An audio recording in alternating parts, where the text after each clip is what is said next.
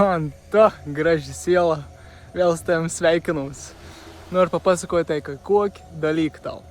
Tai, kaip mes numirštam, mes patiriam viskon, kiekvieną mūsų pasirinkimą, kiekvieną dalyką, ko mes pasakėm, ar ko mes padarėm, ar ko mes pagalvojom apie kitus, ar padarėm kitiem žmonėm, ar aplamai pasirinkom kažkaip pasirinkėm savo.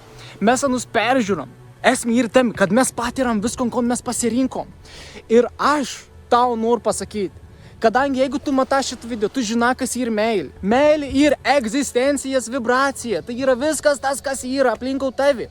Tai yra meilė viskam besąlygiška. Nesvarbu, ar žmogau, ar daiktau, ar medžiau, ar gyvūnau. Nesvarbu kam. Meilė yra visur aplinkau. Ir tu ton meilė dalinkės. Tu ton meilį dalinkės, tu daug ton meilį visiems. Taip pat, kaip tu nori mylėti savi. Jeigu tu savis nemyli, paklausk savis, kodėl aš nemylu. Kuo aš dabar turėčiau tikėti, kad aš nemylu savis.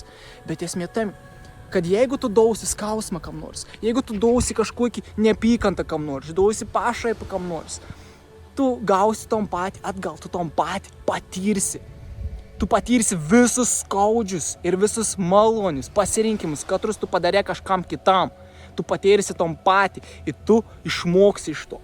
Tai aišku, patirtis ir vienintelis dalykas, kas yra tikra šito viso fizinė realybė. Ir aš tikrai žinau, kad tu nenori skausmą patirti. Ir aš tikrai žinau, kad tu nenori skausmą kitiems duoti.